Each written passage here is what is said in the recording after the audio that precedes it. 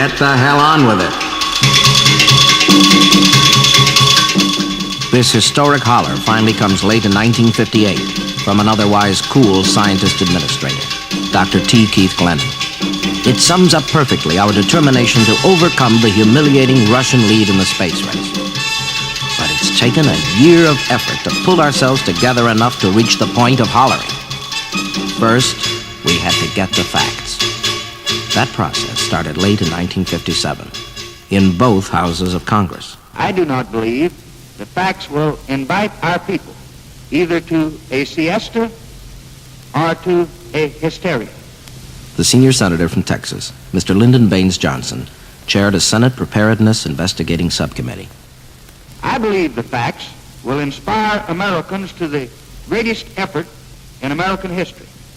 And this committee seeks only to determine what can be done, what should be done, what must be done now and for the long pull. On January 23, 1958, the committee chairman made his report on the Senate floor. Among other recommendations, it urged creation of a new independent civilian agency to coordinate our space effort and put an end to the chaos of varied councils, committees, pressures, and politics from civilian and military sources alike. In connection with the study of space science and technology, made at my request, the Science On March 26th, President Eisenhower discussed yet another report. This one from Dr. James R. Killian's Science Advisory Committee. For the non-technical reader, this is not science fiction. This is a sober, realistic presentation prepared by leading scientists. It makes clear the opportunities which a developing space technology can provide to extend man's knowledge of the Earth, the solar system, and the universe. We must utilize the new knowledge obtainable from space science and technology for the benefit of all mankind. And so, on July 29th, Eisenhower signs a bill creating the National Aeronautics and Space Administration, which will ultimately be empowered to order the building of rockets and the sending of men into space. Finally, on October 7, 1958, after many meetings, Dr. Glennon, the new chief of NASA, departs from the good gray prose of government to demand, get the hell on with it. On November 3rd, Dr. Robert Gilruth does get the hell on with it by writing a significant memo. The administrator of NASA has directed me to organize a space task group to implement a manned satellite project. The task group will be located This at the pioneering think tank consists of 35 scientists and engineers brought together from other existing agencies to get an American into space.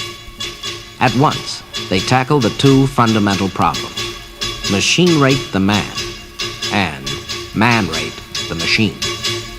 In other words, select men who could handle the equipment and select equipment that men would be capable of handling.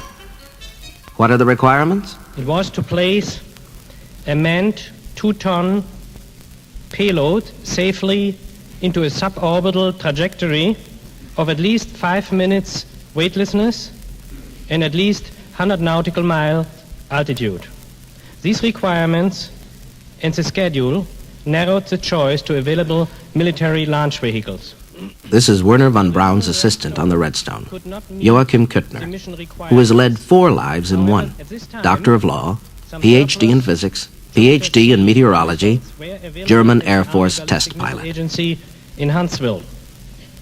The Jupiter C was an advanced version of the Redstone, a tactical military missile with a record of over 50 successful flights to verify its reliability.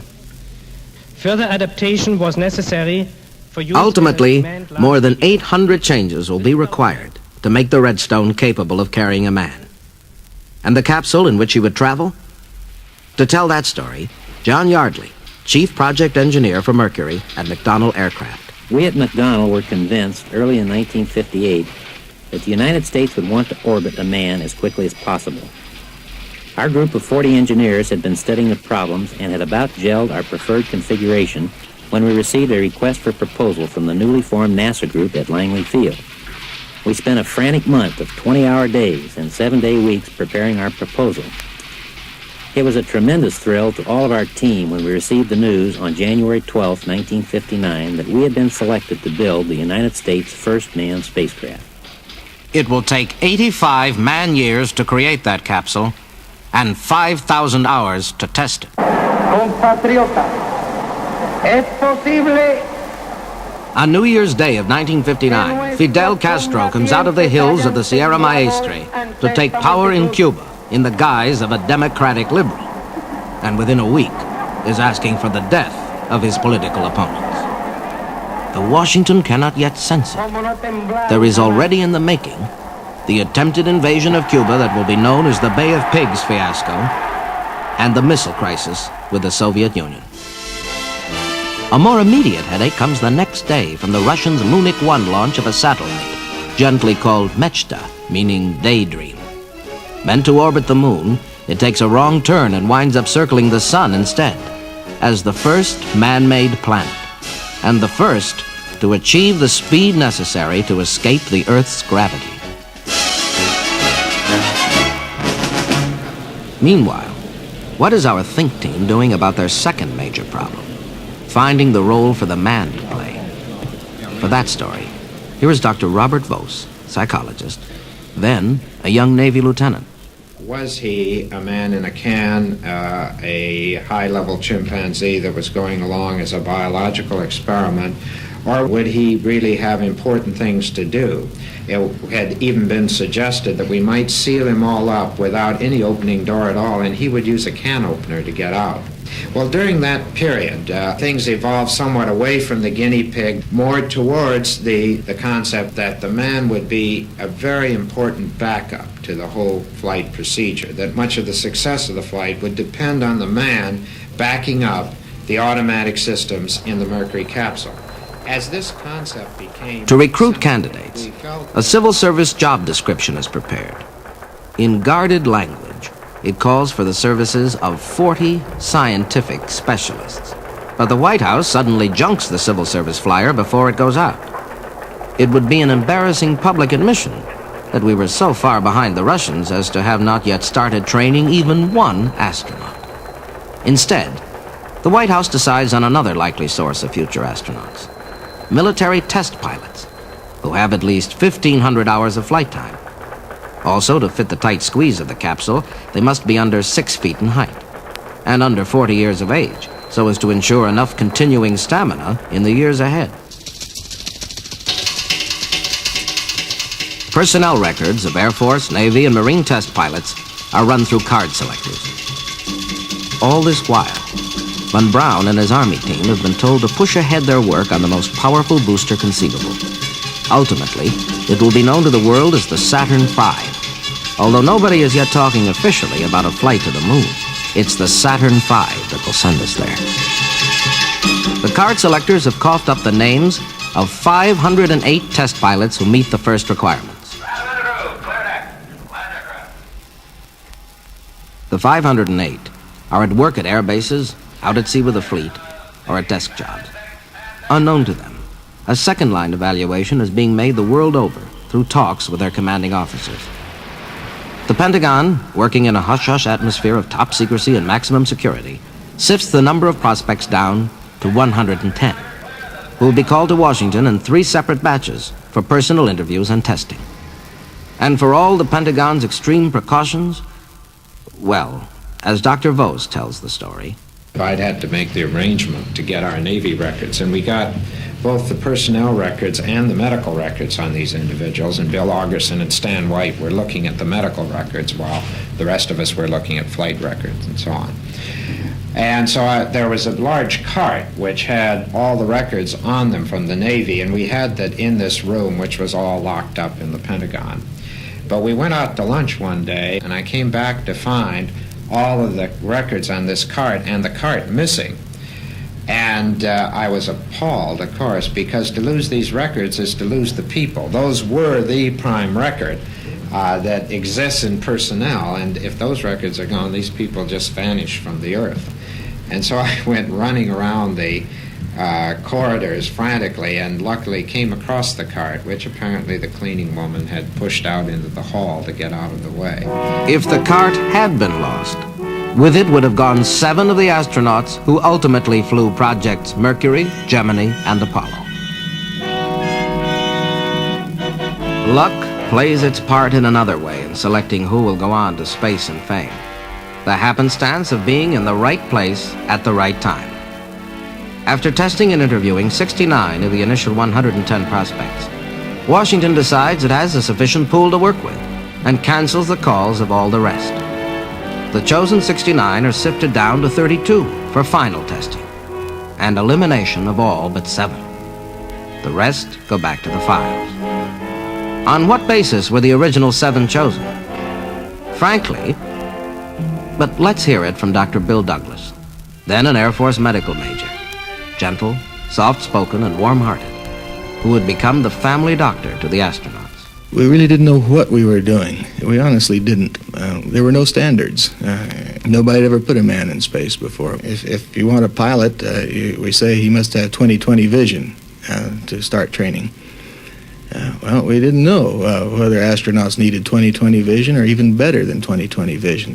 We knew what some of the requirements, physical, emotional, intellectual requirements were for pilots, and we went on the assumption that it would probably be the same for astronauts, so we did everything. We thought that it might serve a purpose, therefore we did it. We thought that if we didn't do it, we might find out too late that we should have done it. What did the human subjects think of the tests? Here is one reaction from Alan Shepard, the model Annapolis graduate, who will become astronaut number 1 and the first American to ride a rocket. Actually, I think the selection program was very well conducted. The various tests, of course, were explained to us before we took them. And I think without exception, it was easy to see how they would, in fact, test an individual for the environments that were to be expected. But as it looked to a plain-spoken Air Force captain, Deke Slayton, another of the original 7. Well, it kind of struck me as being idiotic to a certain extent. I think it was just a matter of putting up with a bunch of crap that you didn't really believe in. But they wanted you to do it, so we did it. You know, it's things like putting your feet in a bucket of ice cubes and see how long you can stand it, and so you stick them in there and in dirt. That, Dr. Bill Douglas can explain. When you take a pilot and bring him into the laboratory and say, stick your foot in a bucket of ice water, well, he thinks you're some sort of a nut or something, and maybe you are. I don't know. But the purpose of this cold pressor test was to examine and study the reaction of their cardiovascular system. In the search for men who can endure being shot into space, the candidates are subjected to all kinds of torture, mental and physical. They're spun on a centrifuge till their eyeballs are squashed in. They're boiled in sweat boxes where the heat is raised to 200 degrees. They're locked alone for hours in a dark, tight room to see how they can take confinement and solitude. Most of the men calmly snooze off. Take your pictures at will, gentlemen. April 9, 1959. Take pictures now. At an historic press conference in Washington, the world meets the original 7 for the first time. The names of 7 officers of the Air Force, Navy, and Marines are called off by Dr. Glennon. Names which until this present moment have been unknown outside the circle of friends, relatives, and the services, but are now about to become world famous. It's my pleasure to introduce to you, and I consider it a very real honor, gentlemen. From your right, Malcolm S. Carpenter, Leroy G. Cooper, John H. Glenn, Virgil I. Grissom, Walter M. Shira, Alan B. Shepard, Donald K. Slayton. These, ladies and gentlemen, are the nation's Mercury astronauts.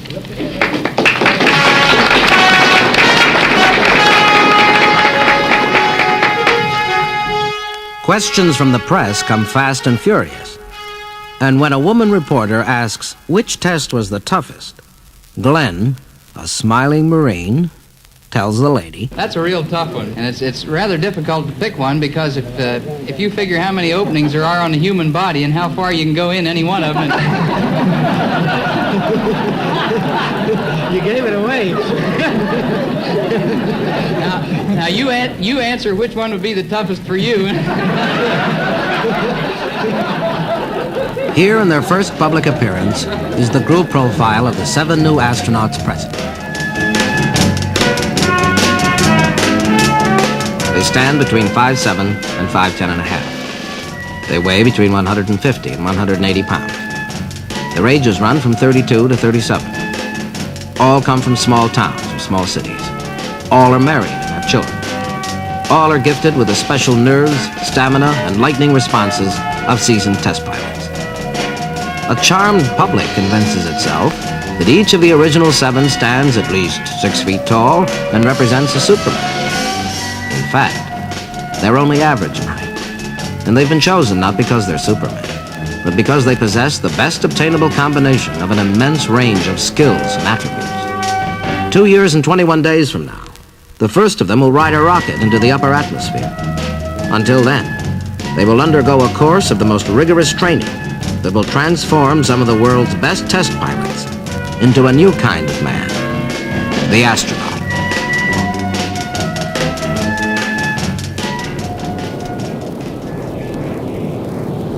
That motor hum is the deceptively quiet voice of a ruthless monster called the centrifuge.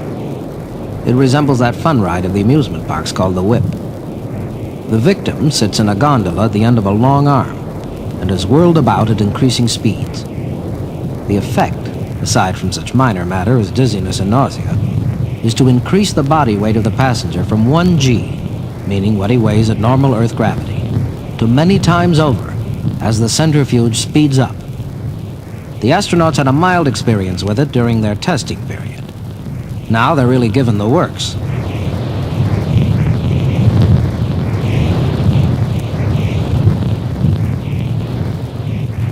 For now, the centrifuge is being used to get the answer to a vitally important question. Can a man endure the force, many, many Gs, which will be brought to bear on his body by a rocket launch and by a capsule re-entry? As Deke Slayton explains. 1 G, of course, is what we are sitting here on the surface of the Earth. And as you accelerate, a double acceleration over 1 G is 2 G, which means if you weigh 200 pounds at 1 G, at 2 Gs you weigh 400 pounds, at 3 you weigh 600, and so forth. And our normal launch profile on the Redstone, I believe, went up something like 11 Gs, which means if you were 200 pounds, you effectively weighed 2,200 pounds. And we went through simulated Redstone launches and re-entries, and they could program the exact G loadings and the exact timing that the booster actually did. There was another trainer called Mastiff, designed to twist and turn through every axis at once, so they could learn to bring their spacecraft back into control no matter how it tumbled, twisted, or rolled. Even today, seasoned astronauts wince at the recollection of life aboard the Mastiff. Ask Wally Schirra, Annapolis graduate from Oradell, New Jersey. I guess it was best named Mastiff, which sounded like a bulldog tearing away at you, but the machine was designed to give us a feel for high rates. We've never felt anything like it since then. But we did achieve, I think it was 30 RPM in every one of the 3 axes simultaneously, which is a batch. But it was just a case of stopping roll, then pitch, then yaw, whichever. We had to stop roll first, and we all became great fans of the roll gyro at that point. It starts up just by a steady shh, and that crescendo builds as the velocity in that particular axis builds. And the is our controlling, trying to stop it with jet reactions, much similar to the Mercury system. The man who supervised this and other forms of scientific torture was again the gentle Bill Douglas. In the heroic tradition of medical pioneers, the young flight surgeon forced himself to swallow his own bitter prescriptions, made himself go through every grueling procedure invented for the astronauts. Why?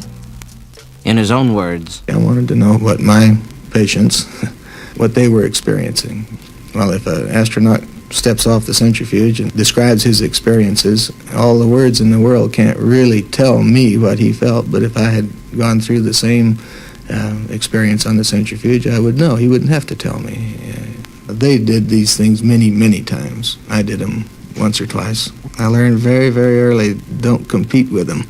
Participate, but don't compete, because you're lost to start with if you try to compete with people of that caliber. We will learn 10 years later, when the Soviet Union permits NBC to make a television documentary, that the entire cosmonaut testing and training program has been strikingly similar to our own, even to machines like the centrifuge and the Mastiff. Another question raised by the Space Task Group experts, otherwise the think team: can a man function in a weightless condition, where gravity is offset by centrifugal force, where there's no up or down?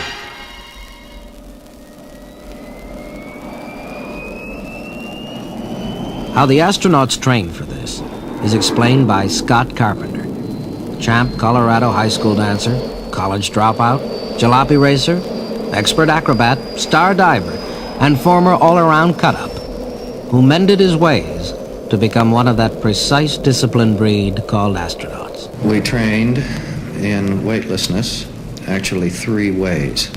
2 involved airplanes. One, a very large airplane in which we could practice floating in midair, as it were. But the only time that you could obtain weightlessness inside this airplane was when the airplane was performing what we call a Keplerian trajectory, or a zoom climb. Actually, the airplane is in a ballistic flight path, like a bullet, and you actually are falling with respect to the Earth inside this airplane. But since the airplane is falling along with you, relatively speaking, you feel no falling sensation. And subjectively, it is the weightless condition. Included in the curriculum for the future spacemen is a course in survival training, with stress on landings at sea, since 2/3 of the Earth's surface is water, making it a 2-to-1 bet that any landing would be wet rather than dry. As Alan Shepard tells it, we made the decision that one could never tell where the spacecraft was going to land anywhere around the world. Obviously, the water landing was the primary target, but nonetheless, spacecraft, or a capsule as it was called in those days, could come down in the desert or jungle, and the pilots had to be ready to survive under these conditions. So therefore, we went through various phases of survival training. The major emphasis was placed on the water survival, how to escape from the spacecraft if it were sinking, how to survive in a raft on the water after the landing. We also trained in the desert and the jungle to give us a complete spectrum of survival training. The equation that I have in mind, let us look, can be written as follows. and the toughest course in the School of Spacemen, it could cause even the smiling Marine to frown. As John Glenn readily admits, It's been quite an across-the-board type scientific education in both our study and the physical things that we have undergone. Probably the most demanding thing has not been the physical aspects of the program, but it is the constant study of the project and of all the scientific information that goes into making up the project. This is the one that is the most time-consuming and demanding of all, and is the one that has really received the least attention. Our galaxy, the sun would be quite far from the center, out here somewhere. there are lectures on astronomy, geophysics, physiology, meteorology, astrophysics, dozens of books and manuals to study, says Dr. Bill Douglas. Although they're pilots and in a sense engineers, and they had a college training in engineering, they'd been away from engineering for a long time. They weren't practicing engineers, and they had to become practicing engineers by just working at night without benefit of instructor, or teacher, or laboratory.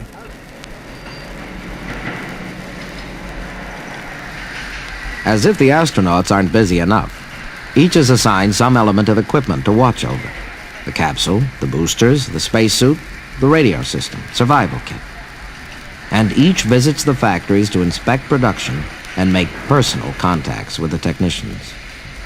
Gus Grissom is not a man of many words, but again and again, as if with a strange premonition of his own death by fire within a few years in a defective Apollo spacecraft, he urges the technicians, do good work. Do good work.